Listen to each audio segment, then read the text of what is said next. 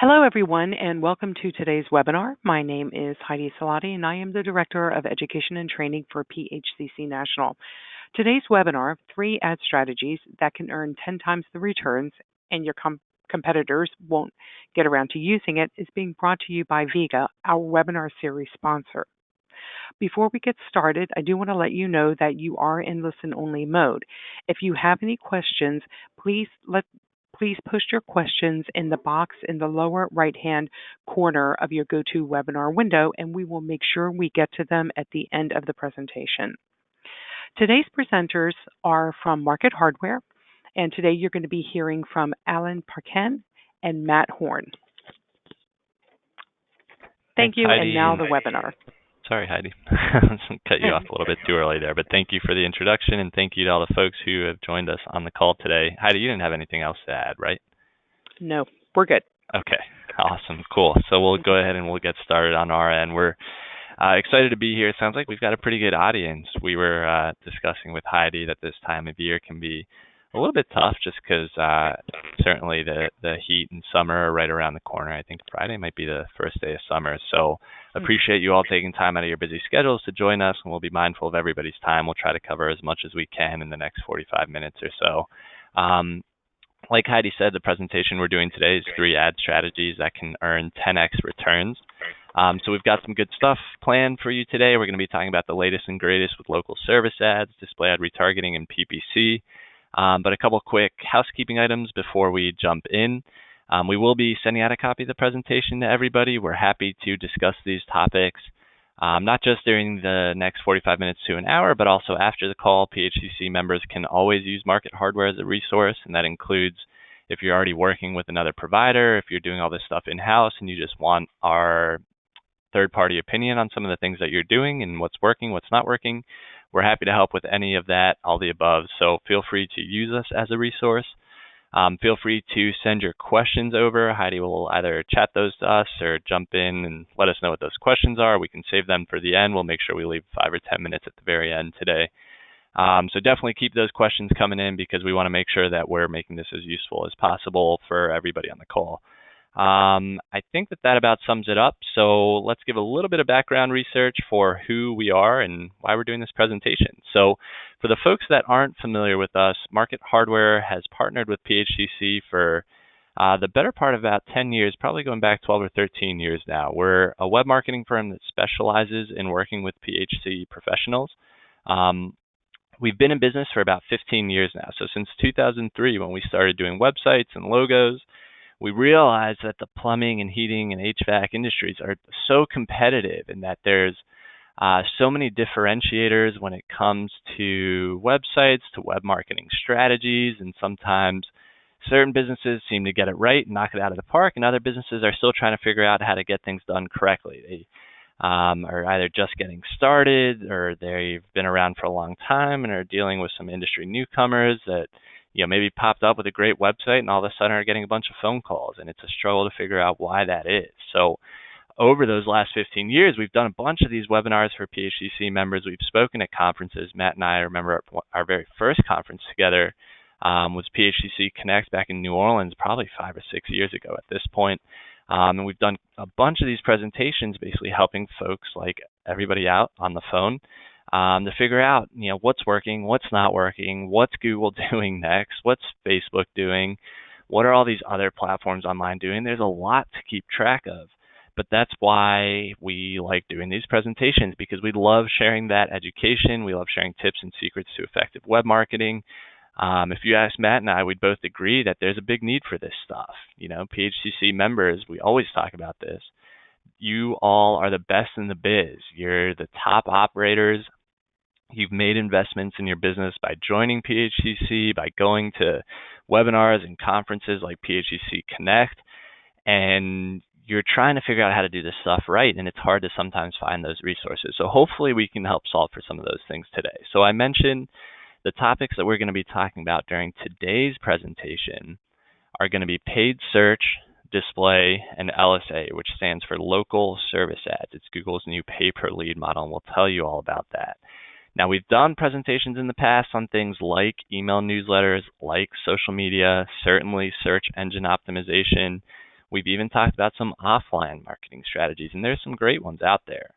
But for all intents and purposes, today we're going to be focusing on these three highlighted ad strategies: paid search, display, and local service ads, because those are the ones that we've been hearing from consistently, hearing from PHCC members over the last couple of months. Hey, this is what's working really well.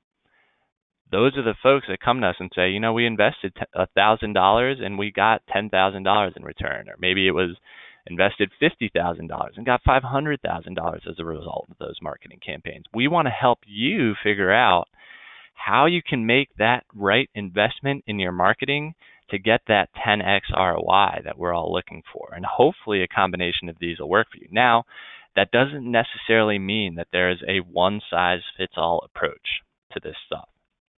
That might be because your competitors are spending a good amount of money on some of these strategies also, which might make it a little bit more expensive for you to do the same thing. So if they're spending a good amount of money on paid search, maybe local service ads makes a little bit more sense for you. Conversely, if they're doing all SEO, then you'll have lower costs on paid search and local service ads and display as a result. So we have to figure out what's the right approach for you and how does that fit into the equation? How do we make the right decisions as a result? So it all starts with the search result landscape. This is a slide that hopefully if you've been on our presentations in the past, you're familiar with. We like to give this for a little bit of background context before we dig in. I'm going to turn it over to Matt after this slide to talk a little bit about paid search and pay-per-click advertising, but I'm going to give a quick overview here. So let's say you were to go online or you were to take your phone, you do a search for something like plumbing in your town. In this case, we did a search for plumbing, Washington, D.C., which is where we're located, which is where PHCC headquarters are. I should say we're both right on the outskirts of D.C., but in this example, you see the paid search results at the very top. And again, that's the one that Matt's going to be talking about here in a minute. In the middle of this page, you have local match results, section B. That's generally going to be businesses that are actually physically located in that location that you did that search for. So sure enough, if you look into the map, you see those three results located directly in Washington, D.C. Here's where it can be tough if you're located on the outskirts on the Maryland side where we are, or on the Virginia side where PHCC is. It might be tough to show up in the map section if you were a plumber trying to show up there. It used to be you could show up in a ton of cities and towns around you, but Google's really consolidated that to just where you're physically located, which makes sense because let's say you were looking for an Italian restaurant in Washington, D.C., if Google served you some results that were outside of DC, you'd be thinking to yourself, well, this isn't really what I was looking for. I said Washington, DC, right? So that's the map section there. Won't dig too much into that aside from that. But again, if you have questions about that, we're happy to discuss. And then finally, the organic results at the bottom. This is where SEO comes into play. This is where if you were to do a search for plumber in Washington, DC, for example, you would see a handful of different results. Now, the ones that are showing up in this screenshot are a couple of Yelp results, and there's going to be a couple of other directory results, but there's usually going to be about 3 to 5 actual businesses, actual companies that will show up in that organic results for those searches. This is where if you're working with an SEO provider, an SEO company, their goal should be to get you listed on page 1 in this organic results section. This is where we're not paying per click. We're not paying to show up there at all. We're just trying to tell Google, hey, if somebody's looking for a plumber in this specific town, we want you to think that we're the most relevant, reputable result. And we want you, Google, to rank us on page 1 for that search. So again, if you're working with an SEO provider, their focus is going to be on section C. But getting back to the presentation, section A is going to be the sponsored ads section. I want to touch on local service ads really quick, which isn't showing on this screenshot. But if you pay close attention to this screenshot and kind of save a mental image of it in the back of your mind, we're going to show you a new one in a couple slides here, which is going to include that local service ads section. But it's going to slide in there right above section A. So Matt, enough of that. I've given a little bit of background about the search result landscape. Again, if people have questions about the map section, the organic results section, by all means, let us know, and we're happy to discuss that. But Matt, let's talk a little bit about paid search, pay-per-click ads. How do folks show up in that top section where there's the green little ad boxes? All right. So paid search has definitely been around for a while now with Google.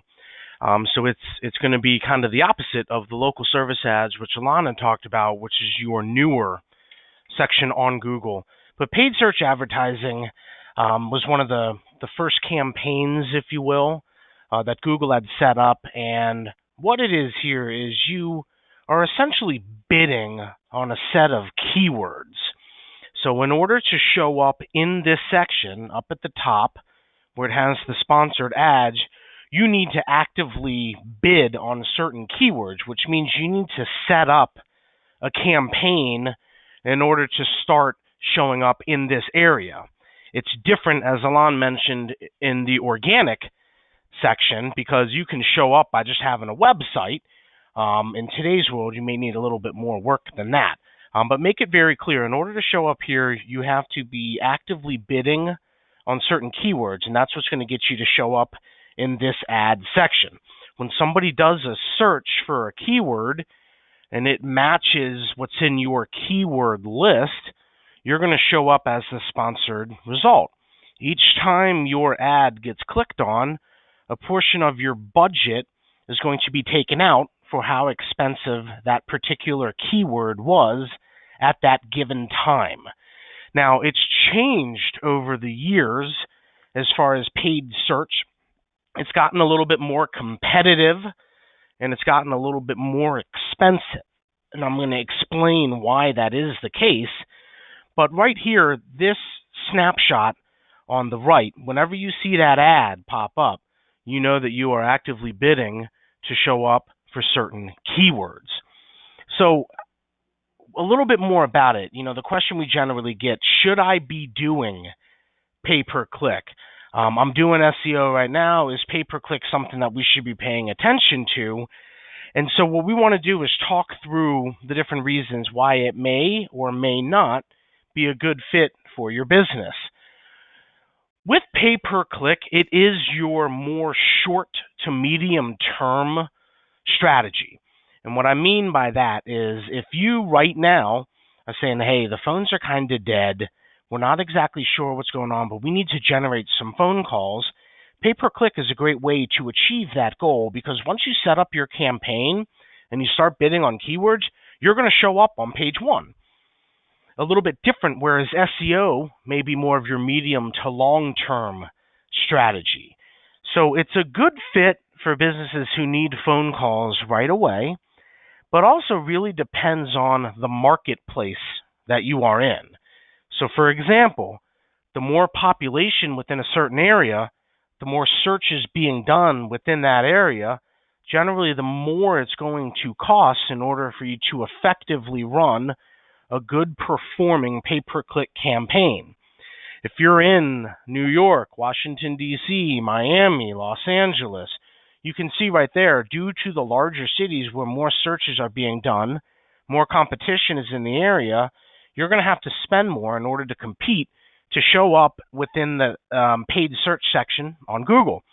If you're in a much smaller area, not a lot of competition surrounding you, you may be able to run a campaign and show up and not spend as much. It really boils down to the radius that you are covering and how much you should be spending generating. It really boils down to just the population and the searches, as I mentioned before. Another great thing with pay-per-click is you can track your phone calls, form submissions, and emails that come through the campaign. You can set it up where if somebody clicks on an ad, that phone number swaps out, and you can really track at the end of the day what exactly is coming through the pay-per-click campaign. So if you're in a need for immediate phone calls, if you want to ramp this up during the busy season and trying to get more calls coming through, this may be a good fit for you. If you wanted to be able to say, hey, I spent, let's say, $1,500 this month, you can see the phone calls that came through. You can listen to the calls.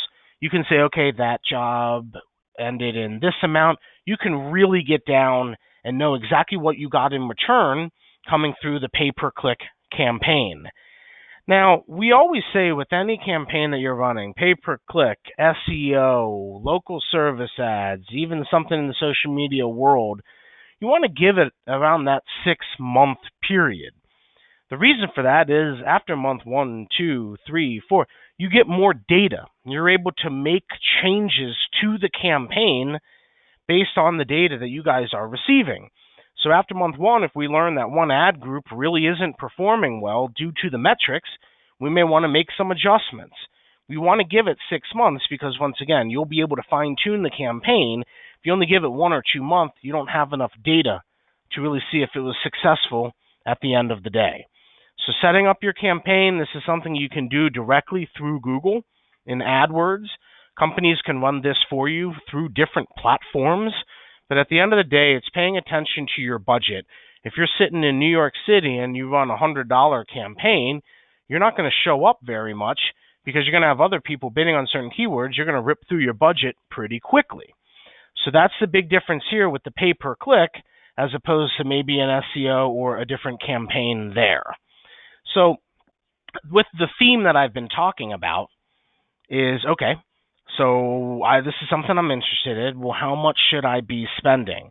Alon made a great point earlier. There is no one size-fit-all approach to any of the marketing campaigns that go on online today, because not every business is the exact same and not every service area is the exact same.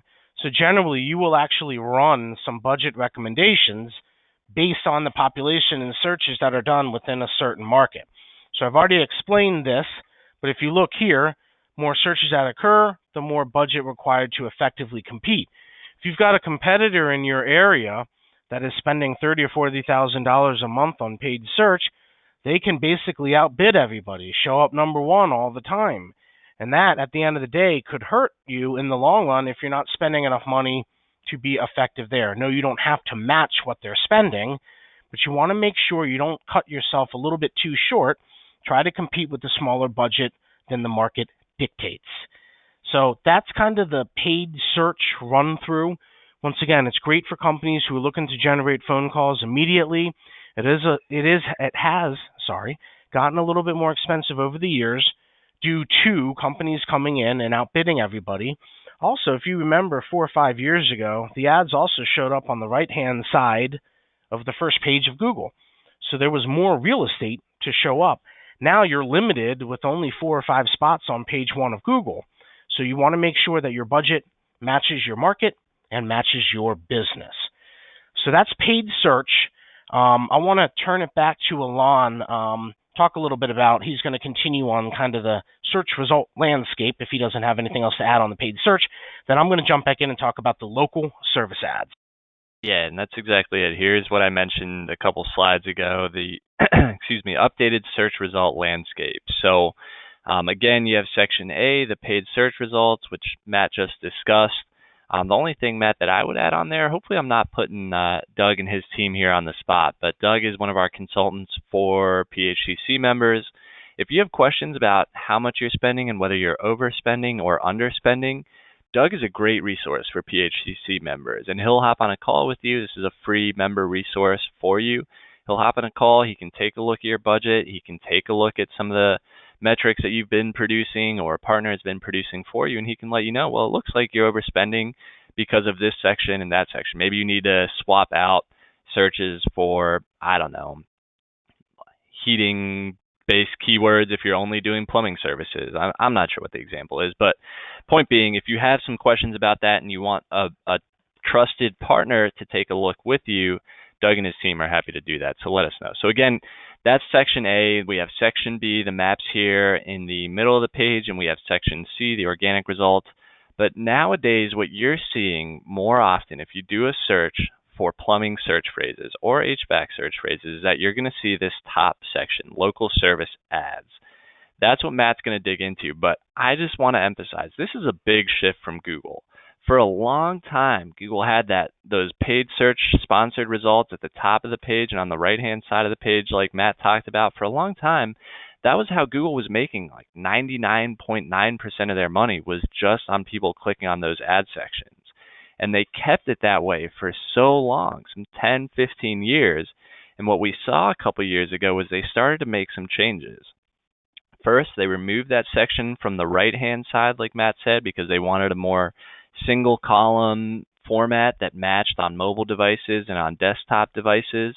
But then the real big change was this entirely new section that came in that started a couple years ago called the local service ads. And we've heard about folks using this model years ago. Home Advisor, back then it was Service Magic, they rolled it out. Angie's List had this pay per lead model, but now Google is doing it. So Matt, you're getting more questions about this than almost anything else with some of the clients that you work with. And they're calling you because this seems like it's popping up more places every single day. So walk us through local service ads. I'll save what I have to say about display ads until the last piece, but this is a really big one, right? It is, and whenever Google rolls out something new, we're not always 100% sure that it's there to stay. We're still not 100% sure if this is going to be something that'll be around for the next several years, but everything that we're seeing, and I'm going to show some charts here after this slide that kind of proves a little bit, is that Google is really invested in trying to keep this rolling. Now, as Alon said, sure, it's another revenue stream that goes directly to Google. So it sounds like a no-brainer, but a few years ago, Google tried to roll out Google Plus and tried to break into the social media world and compete with Facebook. Well, that backfired big time, and now it no longer exists. And my point being is Google does try some new things here and there, and it's not always something that's going to stay. This one we do believe is something that is here to stay, which is why it's extremely important for us to go through this service, explain what it is, how it's completely different from some of the other services that are out there. So Google started ramping this up in about 2015, so around 4 years ago, but it didn't really make noise until a couple years ago. They started out on the West Coast, where they typically start everything, and it's now really spread out, and it is a new category where you can see the searches, the snapshot here on the right, plumbing in Washington, D.C. It now is a section that shows up above the pay-per-click, above the ads. It's the first thing people are going to see. To be very clear, this is not in every city yet. It is in the industry, but it is not in every city. So if you are sitting there doing searches and say, hey, I've never seen this, what the heck is it? How come it's not here yet? Google's rolling this out on a city-by-city case, and we'll show where the current cities are here in a few slides. But we want to make sure everybody is educated and is aware of this, because at the end of the day, we encourage everybody to go through the verification process. Now, it is different from pay-per-click. You're not bidding on keywords. It's a pay-per-lead type model program. As Alon mentioned, Home Advisor, Angie's List. Those are some of the famous pay-per-lead models that are out there. This is a little bit different than those. Generally, when you do Home Advisor, if anybody's done that in the past, what Home Advisor does is they send the lead out to about 3, 4, 5 different contractors, and then generally the first person who gets in touch with the prospect or the cheapest will end up getting the job at the end of the day, but they still charge everybody for that lead. Google Local Service Ads is a 1-to-1 ratio, so you're not competing with other people trying to get the job at the end of the day. So what is the Google guaranteed? What does that green check mark even mean? So we're going to talk about that, but first, in 2017, you can see the cities that local service ads were offered in. Now look at 2018, and you can see, wow, it's really spread out a little bit more. Now, let's look at 2019. Wow, it's really spreading. This was the point that I was trying to make by saying we think this isn't slowing down. Google has gotten good responses from businesses that are out there, and you can see all the new areas in 2019. In 2020, who knows? It could be everywhere. We just need to wait and see what Google does at the end of the day as far as them rolling it out. So, all right, I understand a little bit, but what does it take? How do we move forward with this? Now, for everybody on this call, there's the link right here. Now, I know Alon's going to be sending out the presentation at the end here, or Heidi might be sending it out. Either way, you guys are all going to be receiving this. There's a link right here, ads.google.com, local service ads. Now, what you want to do is fill it out. It's very straightforward. You plug in your zip code, You plug in the industry, you tell Google, yes, we have our license and insurance information depending on the state requirements, and then Google will straight up tell you if they're in your area or not. If they're in your area, they're going to basically have you move forward with filling out the application. If they're not in your area, you're going to get a response back that says, hey, we haven't rolled out yet, but leave us your email and we'll send you an email once we start coming into your area. So once again, it's not out there everywhere quite yet, but if you're in a major city, most likely it's in the area. So the biggest difference here, that green check mark, Google wants to see license and insurance information. They want to know at the end of the day, the best of the best. Everybody in this phone call, being a member, is the best of the best. So uploading this information, and then the part that takes a little bit of time is the background check. Any technicians that are entering customers' homes, Google wants to do a background check on. This is how you get that green check mark, that Google guaranteed. If you're in an area and there's one guy in a truck with no license information, with no insurance, and he's undercutting everybody, this is definitely a way where you can jump ahead of them, go through this process, get verified, and then you turn on your budget, which is similar to AdWords as far as the budget is concerned, and then you can essentially start your campaign. Now, it's going to take a couple months. Google does not do the background checks in-house. They send it out to a third party called Pinkerton, and Pinkerton runs the background checks on Google's behalf. Right now, to get set up, it's free. Now, I'm going to talk a little bit on the next slide about a couple other questions that we are getting a lot, but the number one thing, the reason why we recommend everybody at least going through the process. I don't want you waking up in October doing a search on Google for plumbing in your area, and your number 1, 2, and 3 competitor is 1, 2, and 3 in the local service ad section. Once again, it's free to go through the process. We do not think it's going to be free forever. We think Google will start charging a fee. No, they haven't said that, but at the end of the day, it's just something we can see based on what Google has done in the past. Now, a little bit different is this is going through the setup process. This has got to be done, with somebody within the company, because Google's going to want to see all this information here.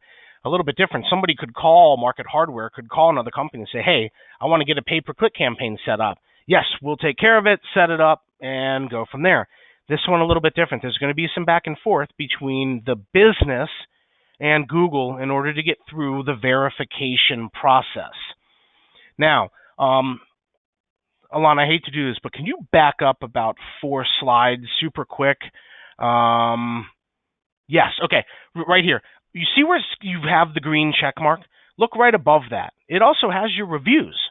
So as Alon mentioned before, in the local section, in the maps, reviews are always important. Now it's even more important. Reviews are going to play a factor as far as the ranking. So let's jump up now. I'm going to get to the FAQ page.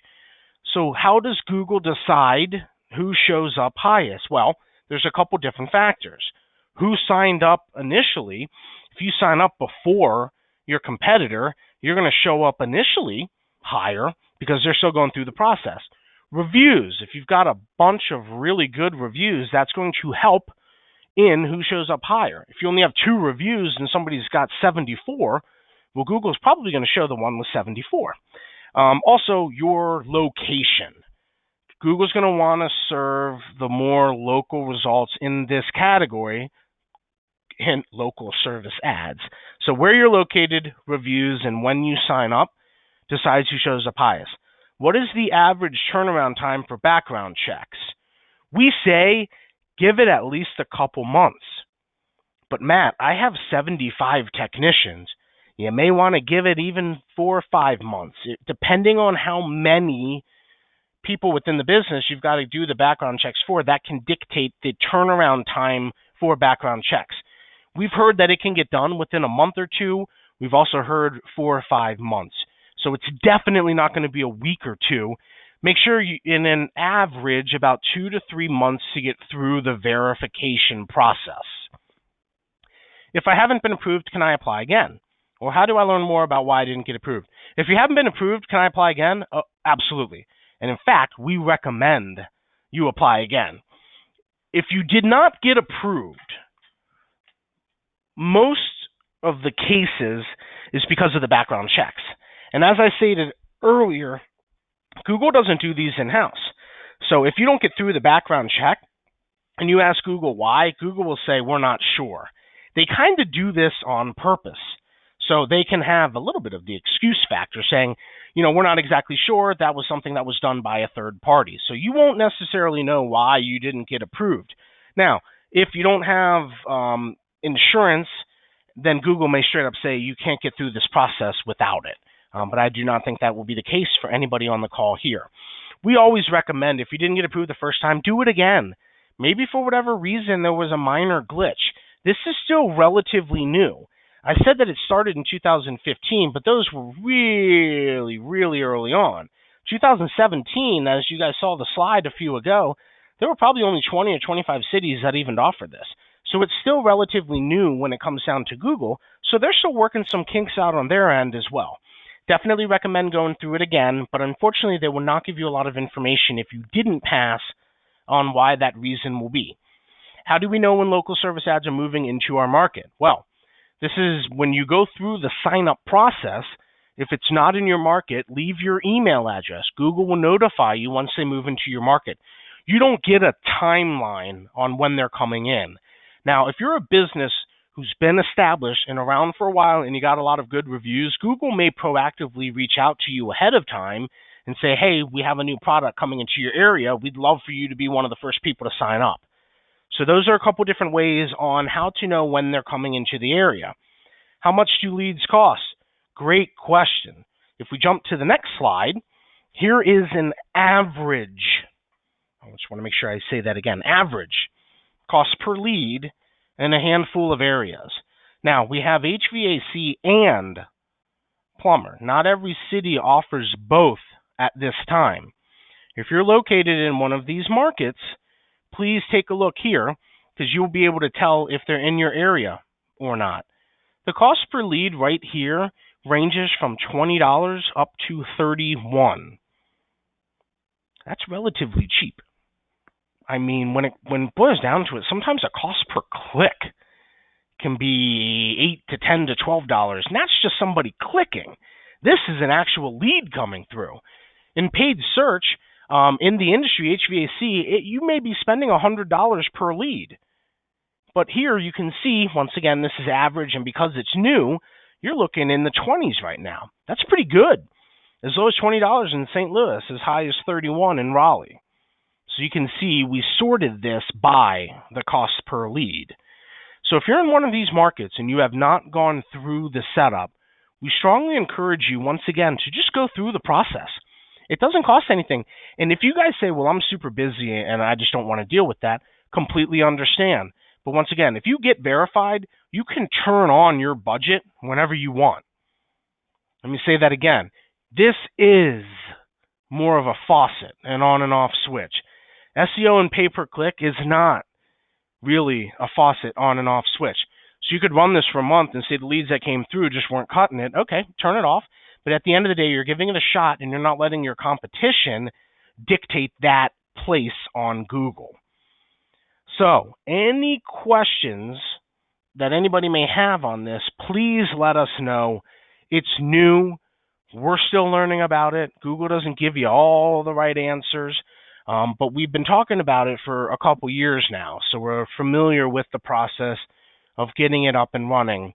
I think that was pretty much everything that I wanted to cover on the local service ads. Alon, if you don't have anything to add on this, let's jump into display, those ads that follow you around the web. Yeah, and Matt, you know me, I'm chomping at the bit to talk about display ads. There's one thing that I want to point out here, and I hadn't planned this out, but it's something that I always get hung up on when I'm looking at a list like this. So one of the things that surprises me about this, if you look at, for example, third from the bottom right, Atlanta, Georgia plumber, $21. A couple spots up from there, there's Los Angeles plumber, $23, right? Two pretty big cities. Now let's jump to the top left and look at a city like Richmond, Petersburg, Virginia plumber, $26. Now that has me sitting here scratching my head thinking, why is the cost per lead higher in a city like Richmond than two of the biggest cities in the country in Los Angeles and Atlanta? And that's the kind of stuff that really, at the end of the day, this is one of those things where we're playing by Google's rules, and sometimes there isn't a whole lot of reason to it.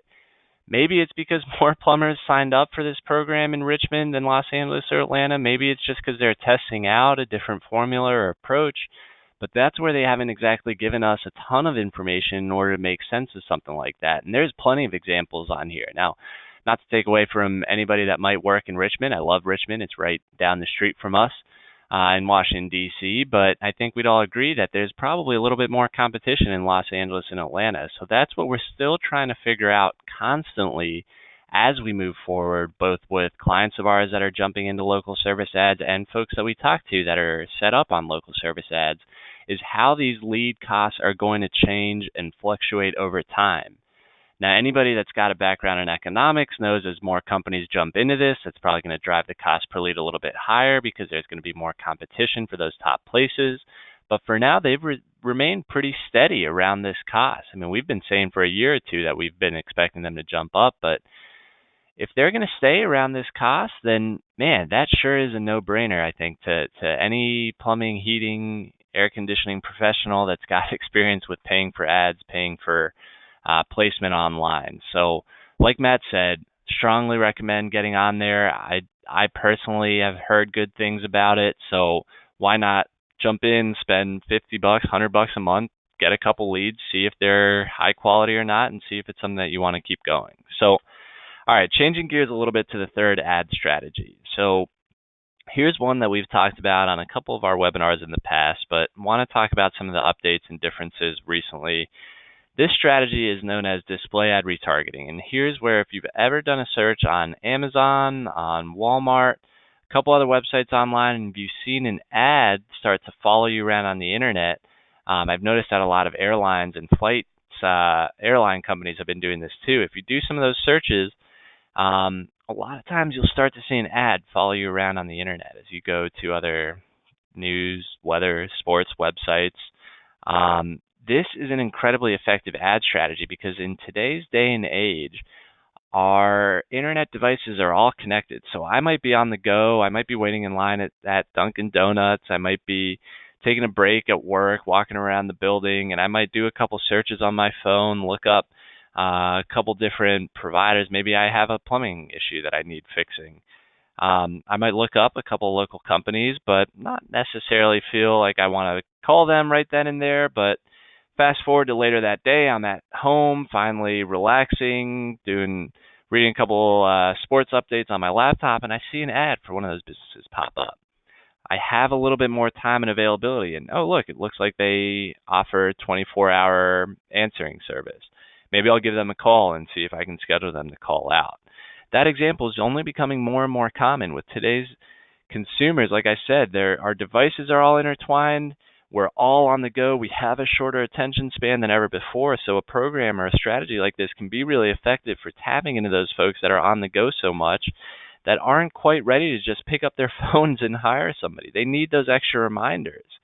Now, it doesn't just target website visitors. It also targets people that are doing searches online. So let's say I was online doing searches for pipe materials, how long do pipes last, cost of HVAC installation. I've been doing some searches recently about how to install a new faucet, and sure enough, I saw a couple ads pop up for different plumbing companies around me, and that's incredibly effective because, yeah, I might try to do it on my own. Maybe I can watch some YouTube videos, work my way through it, but I'll tell you what, if I can't figure it out, I know who's going to be front of mind when I'm trying to figure out which plumber to call. So you can now tap into these searches and show your ads for your business to the people that are doing those searches. So like it or not, the internet has an amazing amount of information about what searches are being done by different users. And it's just the world that we're living in. Google has more information on the searches that you're done. It's how you end up seeing some of those ads popping up from time to time. I mean, how many times have you said, oh, geez, I was talking to somebody about, the the special new vacuum cleaner the other day, and all of a sudden that vacuum cleaner ad pops up on your internet. I mean, it's amazing how much information is out there. Yes, it's a little bit scary, it's a little bit uncomfortable, but a lot of businesses are tapping into those possibilities, knowing that these programs can be run very effectively, because it's like, think of it this way. Instead of showing a billboard for your business to anybody and everybody and paying thousands of dollars to have it posted by some highway, and maybe some people are interested, but maybe you're showing your billboard to kids and people that don't own their homes and people that want to have nothing to do with you. Well, what if you could show an ad for your business to just people that are interested in plumbing fixes and HVAC fixes and having a more efficient home and more efficient water system in their shower, I mean, whatever the case might be? You can save some money by not showing an ad for your business to people that frankly aren't going to be likely to buy from you. Instead, you can only show your ad to people that are interested buyers, and we know they're interested buyers because they're either doing these searches or they're going to your website and reading up on your business, and we can make sure that we're tapping into those audiences and showing our ads to the right people. So what do those ads look like? We have a couple examples here, and you'll notice that some of these are flat horizontal ads. There's some tall skinny ones. There's one that's a little bit more like a square, a little bit offset. But you'll see a couple things with these ads. They all have the company logos. So you have very familiar branding. You see things like Atlanta's top-rated HVAC professionals for over 30 years. Like I mentioned, you might have 24-hour answering service available, free estimates.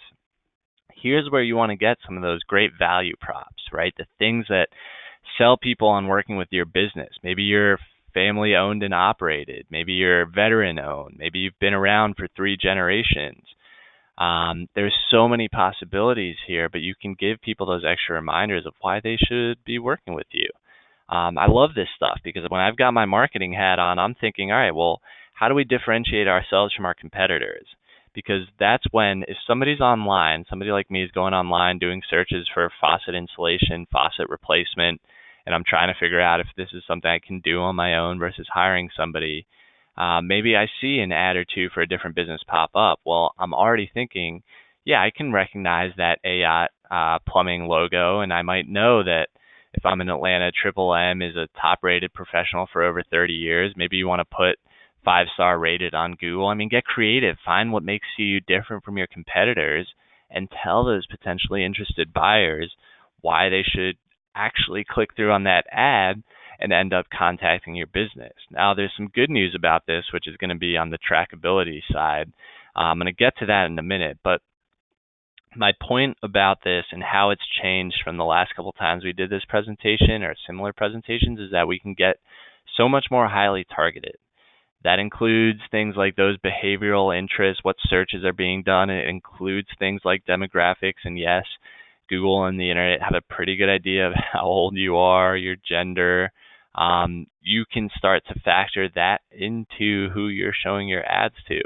Why show your ad to somebody that's under 25 years old if they're not likely to ever become a customer? If you know all of your customers are in a certain age group or demographic, you can target that demographic.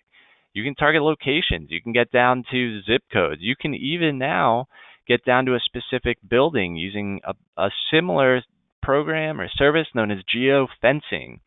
And that's where you serve a display ad to anybody that maybe visits a showroom. So if you've got sort of bathroom remodeling side to the business and you've got a showroom, you can show an ad to everybody that sets foot in there. Because our phones with all the apps we're running are constantly tracking our location. And that's why sometimes when you set foot in a store like that, you see an ad pop up later that day. So it can be an incredibly effective way to have a highly targeted ad audience.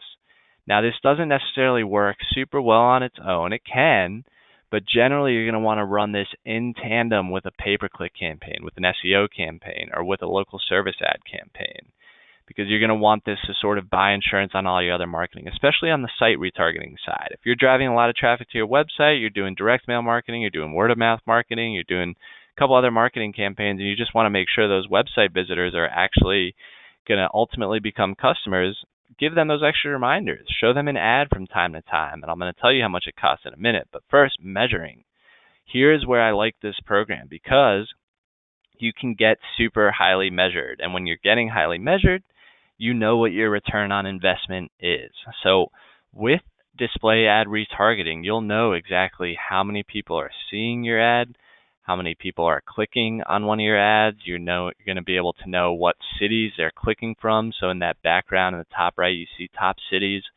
So we can see where our actual website traffic is coming from. We can see what sites those ads are popping up on, web versus mobile, what devices. I mean, there's tons of stuff. And if you're able to get a proper tracking number in there, you can see how many phone calls are coming from this campaign. So you can really get down to the nitty-gritty of, okay, well, if we spent $500, did we acquire 10 new customers? And then what was our revenue as a result? Getting ad strategies in place that can earn 10x returns sounds really great, right? I think anybody can get behind that. Sounds well and good. But how many folks, when they heard that, said to themselves, well, how would I even know if I'm getting a 10x return? That seems hard to track. But this can be measured. We're going to give you one more way to do that here in a couple slides. I just want to share a quick case study with you. So this was one PHCC member that we spoke with, and here was the program they ran. They did retargeting for about 3 months, right, 30-day cycles, and they were spending about $500 a month. With that $500 a month, they generated 50,000 ad views. So what that worked out to was an ad impression and ad view only costs about 1 cent. So if you set up one of these programs on your own through Google AdWords, if you work with Market Hardware, if you work with another provider, there's certainly plenty of them out there, you're going to be spending about 1 cent every time your ad is seen. So going back to what I was saying before, if you have, say, 100 different people visit your website in a given month and you show each of them an ad 10 times, that's going to be a pretty affordable campaign. It's going to be probably, gosh, that math is going to be a little bit rough on me right now, but for $500, you can get 50,000 ad views. You might want to show your ad to each website visitor 10, 20 times just to make sure that they're being reminded of you, and that if they weren't ready to pick up the phone and call you right away, they have those extra reminders and extra opportunities where it's as easy as just clicking on that ad and then getting in touch with you. So the math on this one worked out to under $2.50 cost per visit. Now, Matt, we talked a little bit about the cost per lead, the cost per click on paid search and on local service ads, and I know the cost per lead on local service ads was about $20, $25, and again, those were people that are submitting their information. You mentioned the cost per click on a paid search campaign might be $8, $10, $15 per click. That's the same as cost per visit. So you can see how the math here works out really well, where it can be down under $2.50. Now, these aren't always going to be brand new website visitors because a lot of them will be some of those that had already visited your website before, but that's where you start to juggle these numbers and you try to make sense of what's working and what's not working. And again, what might work really well for you is not necessarily going to work really well for somebody else. And by that same token, there's probably a lot of folks on the line that have talked with a colleague or talked with somebody else that owns their own plumbing and HVAC business who said to them, oh man, we had great success with this program, like through the roof, couldn't be happier, blah, blah, blah, and you gave it a try, and it was a total dud. And that happens a lot because every business, every competition, every market is different. And we have to figure out what's the right approach for your business. So one of the ways that we do that, which has changed around a lot from the last couple of years, is using a tool called call tracking. And Matt, this is one that you're certainly familiar with and you're doing a lot more of, whether it's with your SEO clients, your paid search clients. But this is really like the ultimate point for figuring out what the ROI is on these many different campaigns. So let's spend a minute or two talking about call tracking. We'll wrap up with some questions and some giveaways at the end. But this is a really important point. So what do we want folks to know about here? I think the biggest thing is that over the past couple of years, the actual technology surrounding call tracking has really advanced. Many years ago, it was tough to do call tracking outside of pay-per-click. Pay-per-click call tracking has always been very straightforward. If somebody clicks your ad, whether you essentially swap out your website for a proxy site, swap out the phone number, I mean, there were a lot of different ways that you could do this, and that's been forever. But what about organic? What about the maps? What about all those other avenues where somebody can get to the website? We now have the capability of being able to track phone calls that are coming through really any campaign that somebody is running. If you're just doing pay-per-click and that's it, you may not need separate call tracking. You're tracking what's coming through pay-per-click and everything else is essentially through the website. But for clients or for companies who are running multiple campaigns, let's say you're doing some paid search, you're doing some SEO, you're doing a little bit, I'm just going to toss it out there because it's coming to mind, Yelp or something along those lines. You can actually have a different phone number for all of those different sections. If somebody gets to your website through organic search on Google, you can track that as Google Organic. That can come in as an SEO, for example. You can do direct. Let's say somebody already knows your website. They type it in direct. Well, most of the time, they're probably a client or they've been there before.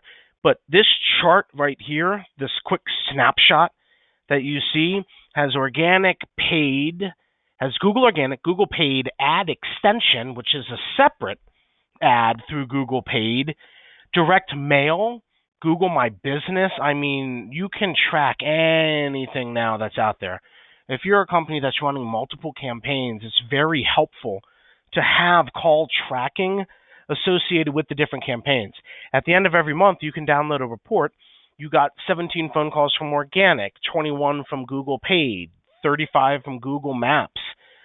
It's just more data to help you determine where the phone calls are coming from. And then if you wanted to take it a step further, listen to the calls that came through.